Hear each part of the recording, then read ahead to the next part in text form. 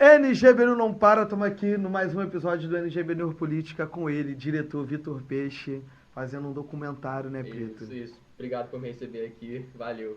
Coisa linda. Fala um pouquinho sobre esse documentário, o que ele fala? Então, o documentário ele é sobre a influência da mídia e do jornalismo na opinião das pessoas e, consequentemente, na opinião política. Eu não tô...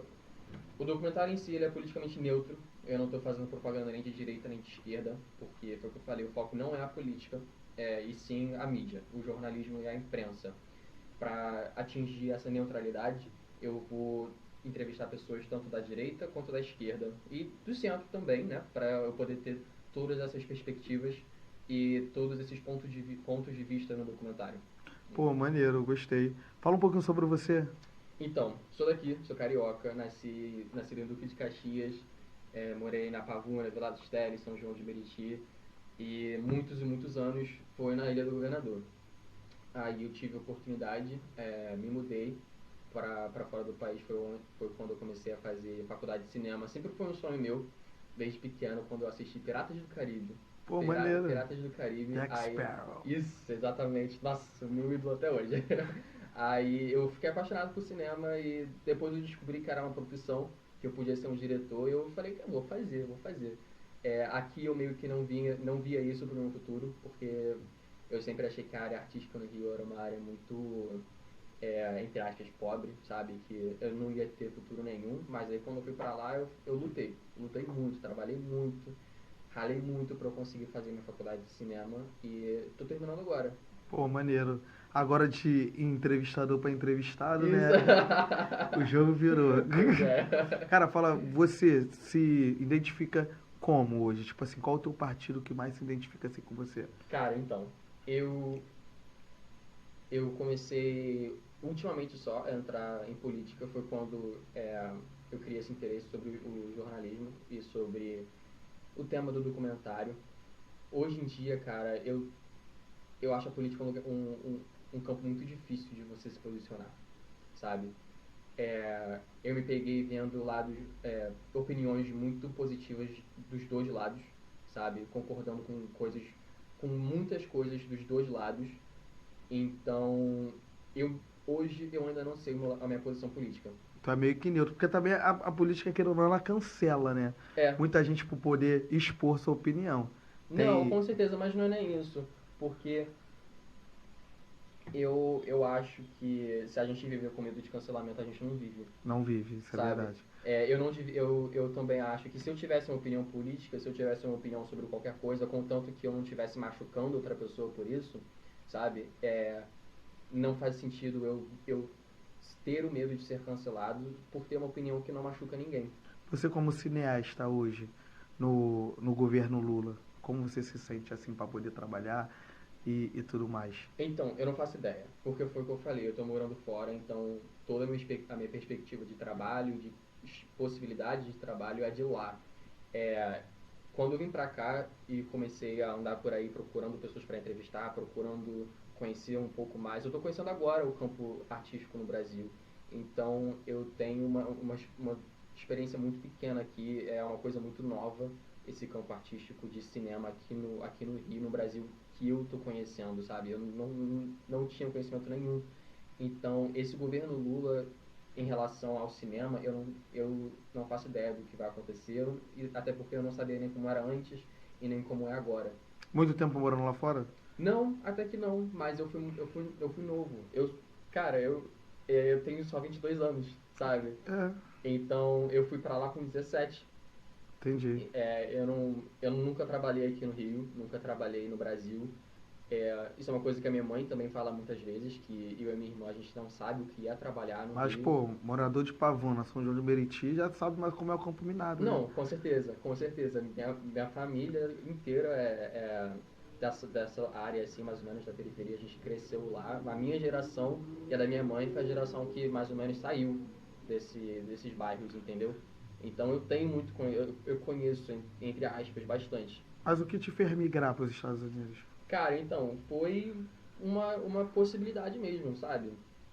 É, a gente conseguiu, eu consegui por causa de estudo mesmo, sabe? Eu estudava numa escola e acabou que eu encontrei, assim, na internet, de bobeira, uma possibilidade para eu terminar o meu high school lá, para eu terminar o ensino médio, e aí eu fui. Mas você acha que lá tem mais oportunidade do que aqui? Sobre cinema, arte?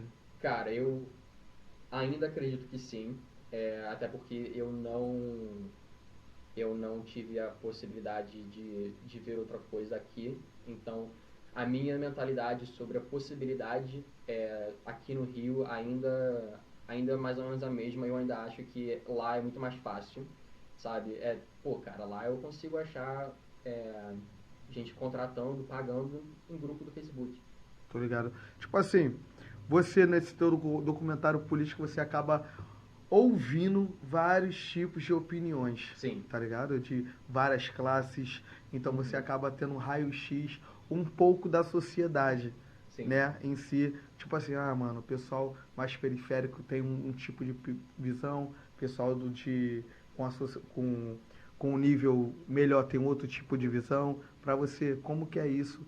Essa esse estudo, né? É um estudo da comunidade, assim, em si. Sim, não, é literalmente isso que eu estou fazendo. A minha proposta, que eu estou indo em faculdades, por exemplo, ela diz documentário e experimento. O que eu estou fazendo é com certeza um experimento. Eu não sei o final. Geralmente, quando você faz um documentário, você estuda e o documentário continua sendo um filme. Então, você escreve o documentário, você escreve o início, meio e o fim. Você sabe a conclusão já, qual é o resultado final. A única coisa que você faz é mostrar com provas, usar provas para chegar naquele final. Então, você meio que, às vezes, você manipula algumas perguntas, você procura fazer certas perguntas que vão te ajudar a chegar nesse final específico que você já sabe que existe ou que você já quer mostrar. Sendo que isso é um documentário e experimento. Que dura 4 anos, né? Isso, eu estou começando agora, dezembro de 2023. E de 6 em 6 meses eu vou fazer novas entrevistas para eu poder... Então não pode ficar de mal comigo, não, né? Não, não pode. A gente não pode ficar de mal. Não pode brigar. Se Não brigar, pode... se brigar, tu não aparece. É, isso aí. Deixa eu te falar também, cara. Nesse meio político, né, nesse documentário aí, tem algumas perguntas e respostas, assim, que você acaba recebendo do entrevistado, que você fica, porra, por que esse cara tá pensando assim, tipo... O tempo inteiro, todas as perguntas. Essa é a natureza do documentário. Foi com esse pensamento que eu cheguei na ideia de fazer esse documentário. Foi pensando exatamente por que essa pessoa pensa desse jeito, sabe? Por que uma pessoa de esquerda pensa desse jeito e vota no Lula? Por que uma pessoa de direita pensa desse jeito e votou no Bolsonaro? Sabe? Porque foi o que eu falei, eu concordo dos dois lados. Então eu super entendo uma pessoa que... Concorda e não concorda, né? Exatamente. E não concordo com os dois lados. É. Por exemplo, eu acho que o Bolsonaro falou muita besteira durante o governo dele. Ele falou muita besteira. Eu concordo que ele falou mal de muitas pessoas. E então, tipo assim, eu super entendo, por exemplo, uma pessoa que vai falar: eu não voto no Bolsonaro porque ele falou isso. Isso que ele falou persegue o meu grupo. Me persegue, é uma perseguição de mim e do meu grupo. Eu não posso votar nele. Eu super entendo essa posição. E eu também entendo na pessoa que votou no Bolsonaro porque falou: eu não confio no Lula, eu não confio que ele não vai roubar. Então eu sou anti-Lula, não pró-Bolsonaro. Também entendo esse pensamento. E o que eu estou procurando é exatamente isso: entender por que as pessoas pensam do jeito que elas pensam e por que elas votaram no candidato que elas votaram. Só que eu acho que esse pensamento tem uma base muito grande na notícia que elas recebem, na mídia que elas consomem. Falta um pouco de instrução? Eu acho que sim. Eu acho que falta uma certa instrução. É, eu acho que falta a pessoa saber que ela tem que pesquisar, sabe? Pelo que eu já vi, gravando esse documentário, eu vi que muita gente pesquisa, mas eu também vi que muita gente não pesquisa. A primeira pessoa que eu entrevistei não foi em câmera, não foi pro documentário, mas a primeira pessoa que eu entrevistei falou que não pesquisa e confia no veículo que confia simplesmente porque é antigo. Entendeu? Ele falou que as notícias que ele recebe que ele transmite são faladas. São amigos, colegas de bar ou colegas de trabalho que falaram para ele ABCD, e ele chega em casa e fala ABCD. Ou chega no grupo de WhatsApp e fala ABCD. Então ele não pesquisa, ele não usa veículos de notícia. Ele vê mais ou menos quando aparece assim de bobeira na televisão, mas ele não pesquisa. O WhatsApp, o Telegram são aplicativos de mensagem que potencializam muito esse tipo Sim. de... Até de fake news, né? Sim. De você conseguir jogar, olha, é isso aí. Aí tem aquela vovó, tem aquele pessoal que, tipo assim, não entende muito.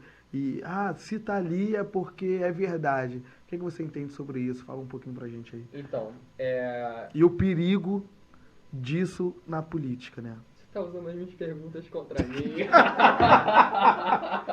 É, um pouquinho. É sobre política. Tudo.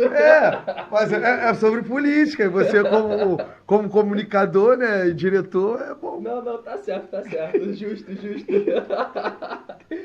Justo. Não, então, eu acho que é, e- essas fontes, WhatsApp, Telegram, como você falou, são extremamente problemáticas. É, esse semestre eu também fiz aula de ética e uma das coisas que meu professor mais falou foi sobre fake news e foi sobre a transmissão de notícias por aplicativos de mensagem. São extremamente problemáticos para qualquer tipo de mensagem, qualquer tipo de transmissão, sabe? Se você não pesquisa, você pode estar mandando uma notícia falsa e você nem sabe. Sabe, você pode estar mandando uma notícia que vai levar uma outra pessoa a ser presa, uma outra pessoa a morrer, entendeu? Às vezes você transmite uma notícia falsa que leva a família a se separarem. É extremamente perigoso, porque isso dá um poder para um cidadão que, na minha opinião, ele não deveria ter. Eu não sou um jornalista, nunca estudei jornalismo, sabe? Então, antes de eu começar esse documentário, eu não sabia o que era ser um jornalista, eu não sabia a responsabilidade que um jornalista tinha em papel, sabe? E muitas pessoas, eles vivem a vida e eles simplesmente não pensam na responsabilidade que é você estar transmitindo uma notícia, sabe? E é uma responsabilidade muito grande. Você transmitir uma notícia é uma responsabilidade muito grande, porque você está passando uma verdade. Se a minha irmã chega e me fala uma coisa, eu vou acreditar que é verdade. Ela é minha irmã, cresci com ela. Mas minha irmã é mentirosa. Que isso, cara, ao vivo. Mas eu falo a cara dela. Não, mas você conhece a sua irmã, você sabe que ela é mentirosa. Mas vamos supor, a minha irmã, por exemplo... Não é mentirosa. Não é mentirosa, eu confio na minha irmã. Ela me faça uma coisa, é verdade. Eu vou levar aquilo como verdade, porque é uma pessoa que eu confio que me passou aquilo. Então, quando você tem uma pessoa que você confia, que é uma pessoa verídica, mas você não sabe que ela não pesquisou aquela notícia, você pode estar recebendo uma coisa falsa. Não foi nem de propósito que ela te passou uma mentira, mas ela mentiu pra você. Ela te passou uma mentira, entendeu? Isso pode prejudicar a sua vida. Não só a vida de terceiros, mas a sua vida, porque você recebeu uma notícia falsa, sabe? E as pessoas hoje em dia, elas não sabem a responsabilidade que elas têm com aplicativos de mensagem, elas não sabem a responsabilidade que elas têm transmitindo notícia. Esse poder que a internet teve, a gente acabou descobrindo, não sei se você concorda, logo nas eleições presidenciais que veio do Bolsonaro e do Haddad, né? Que foi o grande poder que a internet teve para poder, tipo assim, decidir as eleições presidenciais. O que tu acha sobre isso? Concordo plenamente. Esse poder absurdo que as pessoas receberam foi com o Bolsonaro, sabe? Na verdade, eu acho que o ápice desse poder que as pessoas receberam foi durante a pandemia, porque, na minha opinião, não é um estudo que eu fiz, mas na minha opinião, eu acho que foi uma coincidência, porque as pessoas ficaram... A maior parte da população ficou em casa, no telefone. Só consumindo. Só consumindo, transmitindo. Consumia, transmitia. Sabe? Tava todo mundo em casa, 24 horas por dia, sem fazer nada, coçando o saco, sabe? Então foi quando as pessoas receberam notícias e foi quando também eu acho que teve aquele boom de corrente de WhatsApp, sabe? Cara, que negócio absurdo. Então eu acho que foi com isso que as pessoas começaram a transmitir muita notícia falsa. Tanto que eu lembro de ter visto o tempo inteiro eu via notícia do Bolsonaro que era verdade e depois era mentira. Ou que era mentira e depois era verdade. Sabe? Eu fui 100% contra o Bolsonaro durante o governo dele. Mas aí foi quando também eu comecei a pesquisar mais sobre notícias e eu vi que muita coisa estava sendo transmitida como mentira por pessoas em aplicativos de mensagem. Entendeu? Por isso que hoje eu não tenho mais uma posição política. Porque eu não sei mais exatamente no que eu posso confiar. E nessa virada de chave, nas eleições, foi 2020, as últimas eleições. 2022. 2022. Foi onde todo mundo começou a correr atrás de política, né? Sim. Falar sobre política. Sim, muito mais. E o que você acha sobre isso? Foi importante ter essa virada de chave, tipo assim, de tudo acontecer, que foi a transição entre o governo Dilma, Temer e logo depois de Bolsonaro. E aí onde todo mundo começa a se falar, todo mundo começa a levantar a bandeira, todo mundo começa, tipo assim, viver essa loucura que hoje é a política. Que acho que tá sendo até mais falado do que o futebol, praticamente, né? Com certeza. Cara, eu escutava muito sobre futebol, hoje em dia tá no escanteio, sabe? Tá de escanteio. Mas então, eu acho que foi muito importante. Essa virada de chave foi extremamente importante para as pessoas. Eu acho que durante a Dilma e o Temer não foi tanta. Eu acho que eu acredito que as pessoas começaram a falar um pouco mais de política porque tava tendo uma troca muito grande. Gerou uma confusão por causa do aumento do 25 centavos, Isso, você lembra? Eu lembro, exatamente. Aí abafou por causa da Copa. Isso. Abafou. Aí todo mundo esqueceu os 25 centavos, veio a Copa. Daqui a pouco Aí veio outra coisa, Então acho que as pessoas começaram a ficar mais ativas com a Dilma e o Temer. Mas eles ainda eram afiliados ao Lula, então não teve o mesmo baque que teve quando o Bolsonaro veio. Porque era esquerda, direita, sabe? E eu acho que o Bolsonaro deu muita voz para a direita, e aí foi com ele que surgiu uma polarização maior. Porque quando ele veio, eu acho que a direita teve mais voz, e aí hoje a gente tem um país muito polarizado, muito 50-50. E a direita, na verdade, assim, na minha opinião, tá? A direita em si mudou de nome, né? Que é o bolsonarismo. É um novo estilo de direita, uma nova vertente, né? A gente não sabe se é uma extrema direita. Isso. Tá ali, né? Tipo, a extrema direita e o bolsonarismo. O que você acha, assim? Chega a ser meio que idolatrismo, né? De uma pessoa. Eu acho que muitas pessoas de direita, muitos bolsonaristas idolatravam o Bolsonaro. Tanto que, com todo respeito, aquelas danças eu morria de rir com as danças. Com aqueles flash mobs na rua eu morria de rir. Que se criou uma nova religião.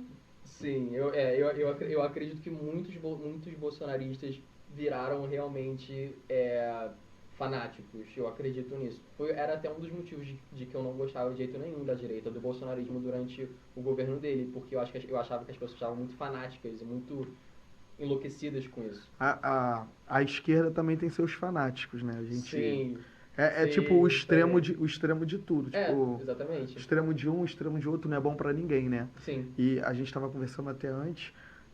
Poderia todo mundo se unir, né? Através de um país melhor, cada um cuidar da sua vida.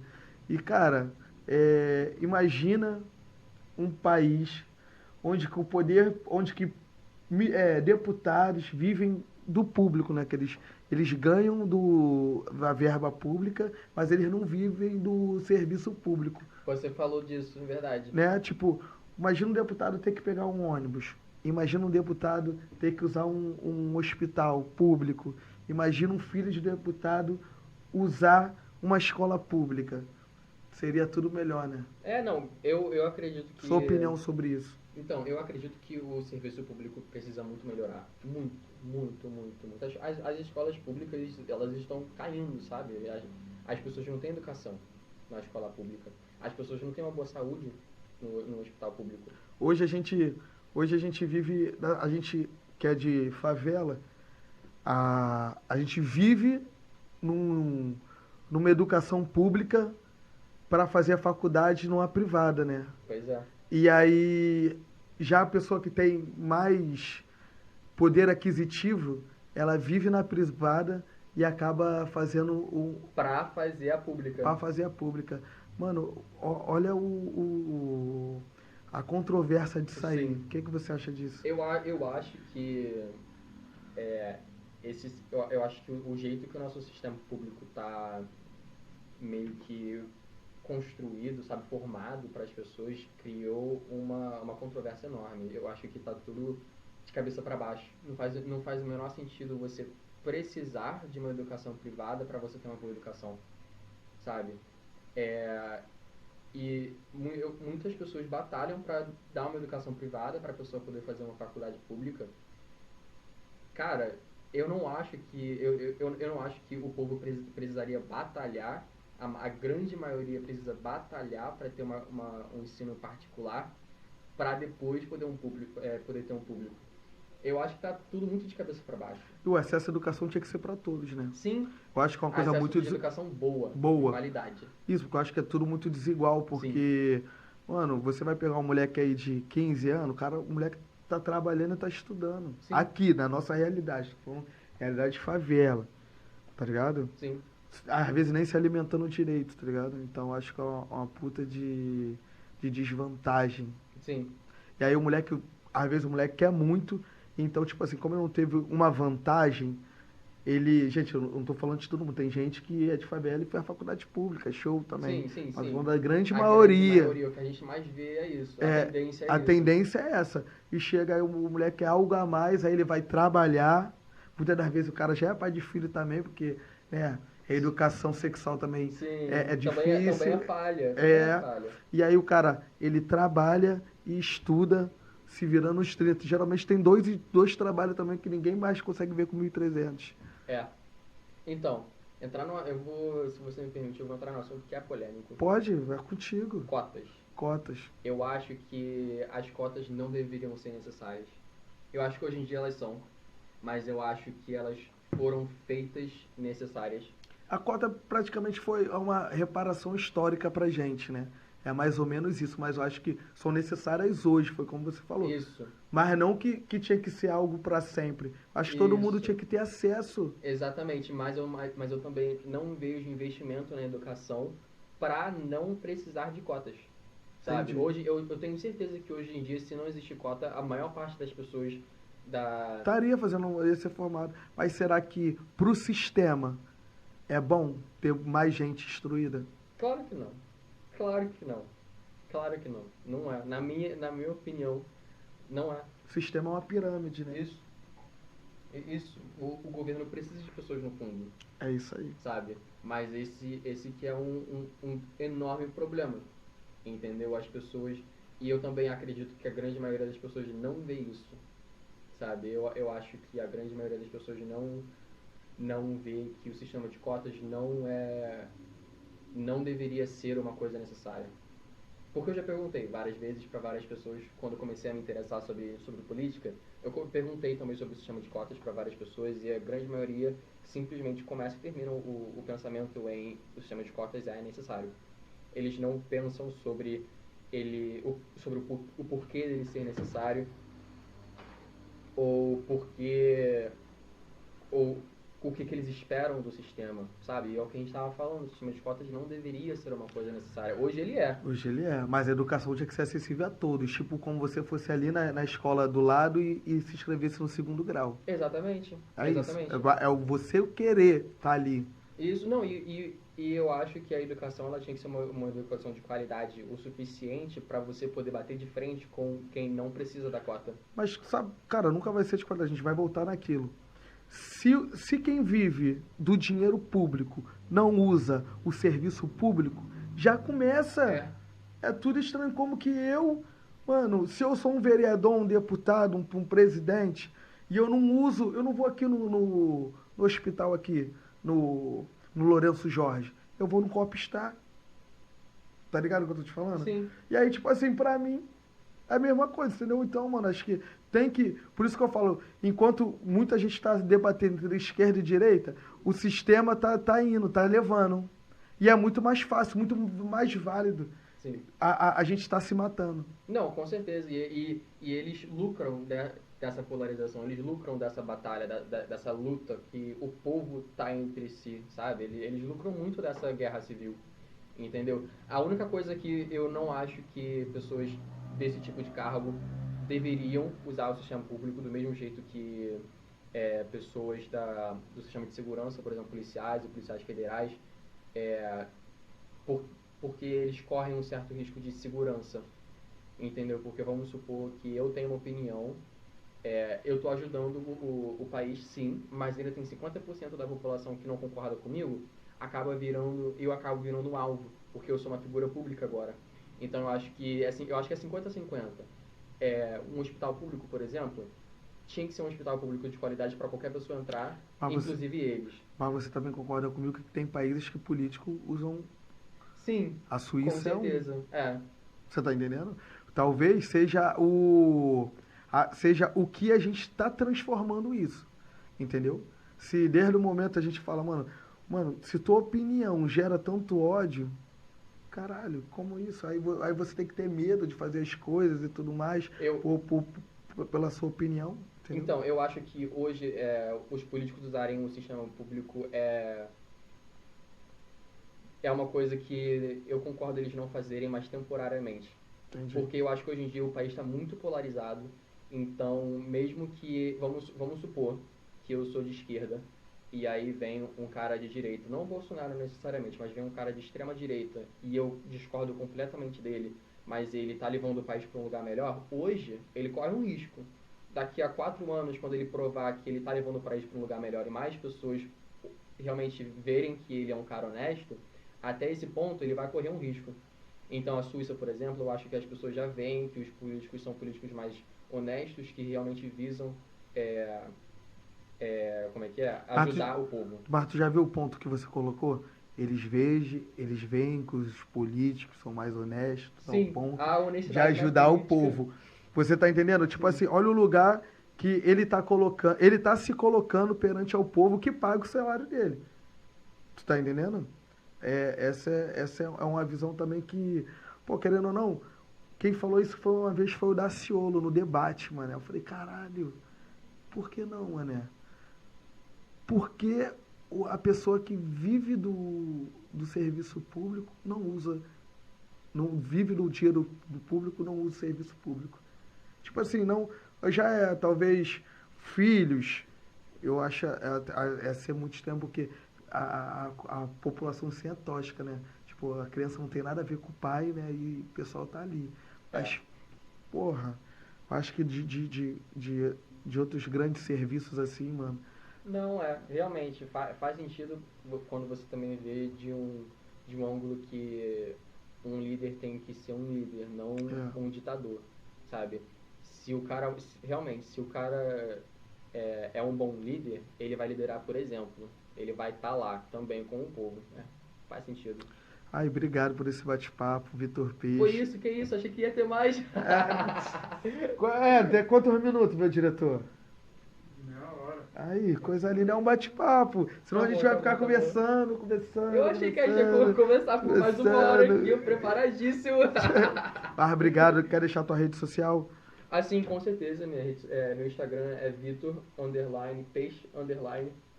Sou eu com um monte de papel na cara no carnaval. É isso. Que fantasia era aquela?